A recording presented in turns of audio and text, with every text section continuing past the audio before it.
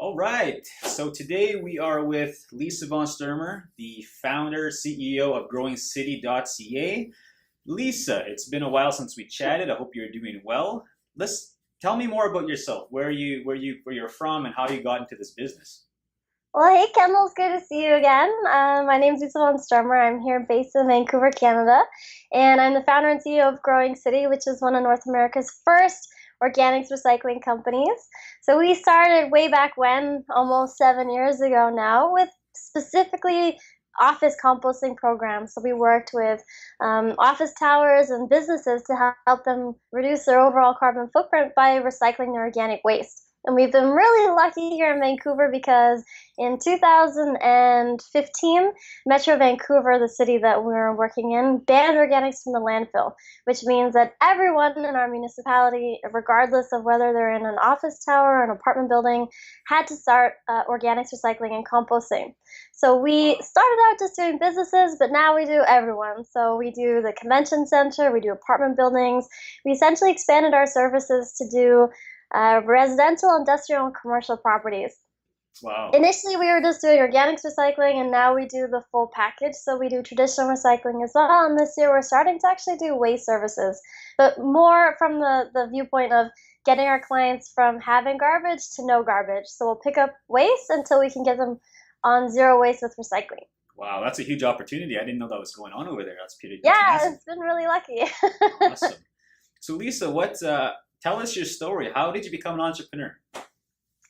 Well, I started my business about 7 years ago. I actually used to work in television.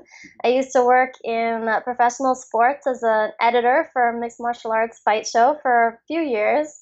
And I really enjoyed it, but while I was there in particular, I realized that I wanted to do something with more of an impact on the environment, something that was more of a positive legacy. I really loved working in TV, and I was lucky I got to work in video games and commercials. It was really fun, but I felt like, if I die one day, I want to leave a little bit more behind. And I really wanted to build something where I knew at the end of the day, we had done something that had a positive impact on our community and the environment. And so I actually started out by reading a book called The 4 Hour Workweek, and I highly recommend it to people. It was all about, how do you reverse engineer a business that suits your life. Yeah. My personal background is in fine arts, so I went to Emily Carr here in Vancouver. When I was in film, I really didn't think that I had the skill set to start a business. So that book was really great for me because it allowed me to envision myself as an entrepreneur, which I never thought had been possible. Mm-hmm.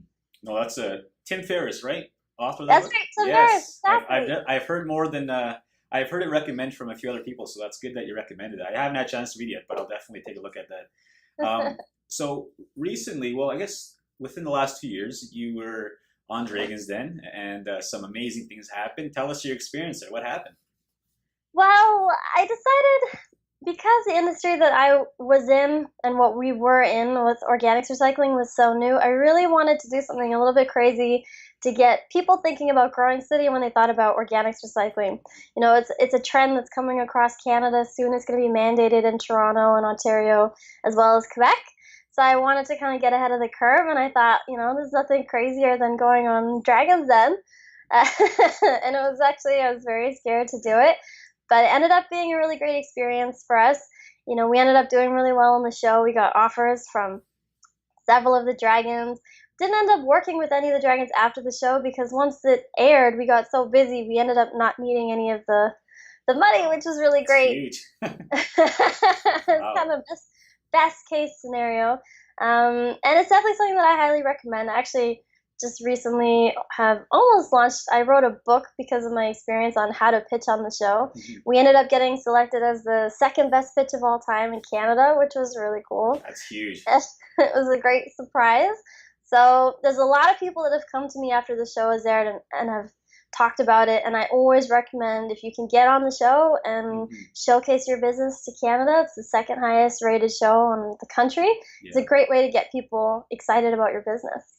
That's huge.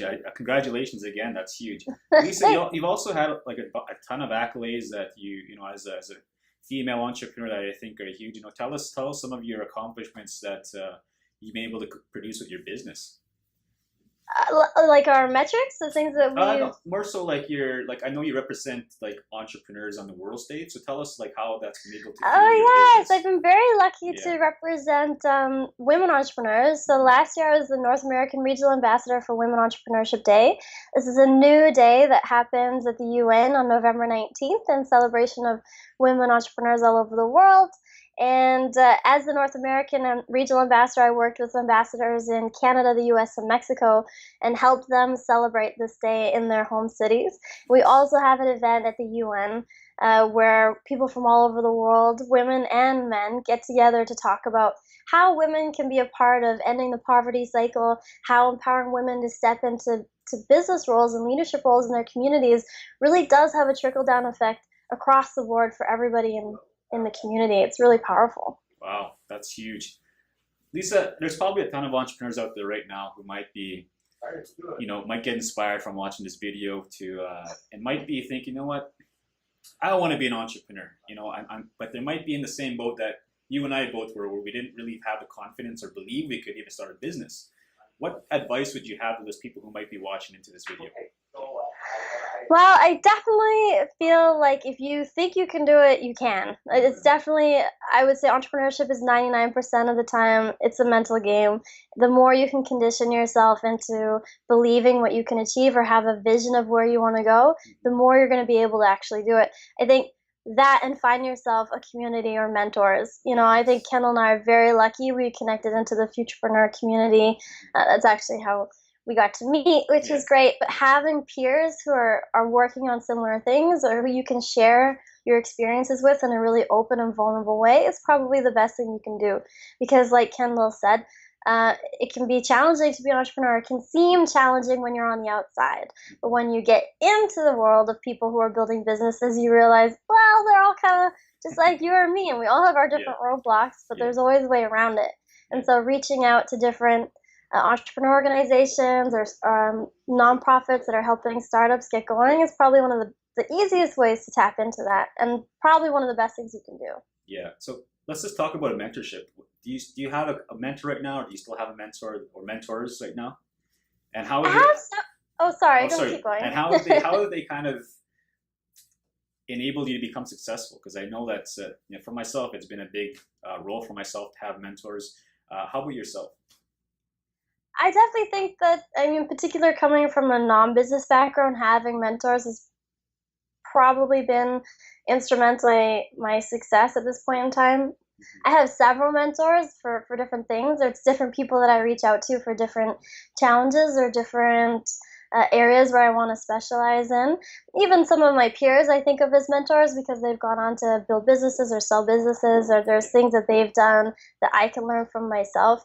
So I definitely think that there's a variety of mentors that you can reach out to. And really what it is somebody that's wise or someone that's gone through the experience before that you can be really open and speak with in a very candid way. And the thing with mentors that I think is really important if you're going to be a mentee is to work with somebody that you can take constructive feedback and criticism from. You really have to be open and receptive to be mentored by somebody. It doesn't mean you just do whatever anybody says without critical thought, but you do have to be open and flexible. So if someone's going to say, I don't know if that's a great idea, you got to be able to hear the value in it or find the lesson in it. Yeah, I definitely agree. I remember one of my first mentors that I had a hard time being open to that, but I wasn't used to getting constructive criticism and being put on the spot and challenged. So I definitely think that it's necessary to be successful. Who else is going to do that for you? If you're a solopreneur, you have to have those people around you to do that. So I got just one more question and we're going to wrap it up here, Lisa. What one big obstacle can you share with us that you've experienced and how you've overcome it? Because people like to hear, the overcoming an obstacle story. So what kind of obstacle can you share with us today? Oh, man. And how you've been Only able to one? Oh, yeah. One of your top ones. There's definitely been a few. I would say, it's definitely a roller coaster. There's definitely been a few low points. Yeah. Definitely a few points where I thought, oh man, I don't know if we're going to ride this out. That's one of the biggest obstacles I've had. Well, there was a point where, and this is a good lesson, it's a lesson I never forgot, and definitely one that I share with people all the time. Never have one client be more than maybe 25 or 30% of your your top line. Because there was a point when we were first starting out where we had one client, and they were a fantastic client, but they were about 50, maybe almost 60% of our gross, which means that all our money was coming from one client. And we lost that client because they expanded their contract and they thought that we were too small of a company to service the whole contract. So within about 30 days, we lost about 50 to 60% of our gross revenue, which is a big deal in a business. Yeah.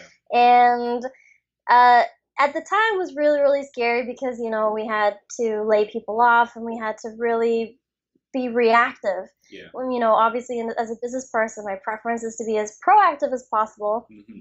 But the lesson there, the roadblock there for me was that I took that on as a personal failing for a really long time. And for me, I kind of carried that as an example of that, you know, I'm not a great business person. I should have seen it coming. I really punished myself for it for a while. Yeah. And I think that you know, in retrospect, it made us a better company. We learned a lot from the experience. We really tightened up the belt. We trimmed a lot of fat, and we became a more lean and mean company afterwards. We bounced back, and, you know, that's part of our story, our history. The lesson, the challenge is to forgive yourself as you learn and grow, because you're going to make mistakes, and sometimes they're going to be pretty big mistakes, so they might seem like really big mistakes at the time, and you learn from it as you move on, and it becomes part of, you know, maybe something that makes you even better than you thought you could be. It's like a worthwhile experience. So try to be really kind to yourself as you're going through this process of being an entrepreneur, because whatever you think of yourself is what you'll create in your business. So that was probably the biggest challenge, the biggest roadblock, was just learning to forgive myself when I dropped the ball. Yeah, no, those are great points. I think that people like to hear the realness of what happens in a business, right? I think we've all had our ups and downs, and it is a roller coaster, right? You have things that are going awesome, then the next day can just go down like that. You just never know what's going to happen. Yeah, especially because no one ever sees that side. Everyone always sees that it's like, everything's awesome, oh, we're breaking all these records, everything's amazing. And then when you're in the shoes of being an entrepreneur yourself and you're having failures or challenges, you're like, well, no one else is. It must be me. It must be something that I'm doing wrong. But it's just that you never get to see it. That's true. You just never get to see it. I think that's a good point. Lisa, any last words of encouragement? Anyone out there who might be still on the fence, might be like, man, I don't know. I just, you know, I need to get around my own negative thinking or whatever might be causing that. Any last words of encouragement to those people? Just do it. Honestly, I think there's no greater way to build a life that you're really excited about or that you're really passionate about than to jump into it and build a business. Definitely, you can always find a job.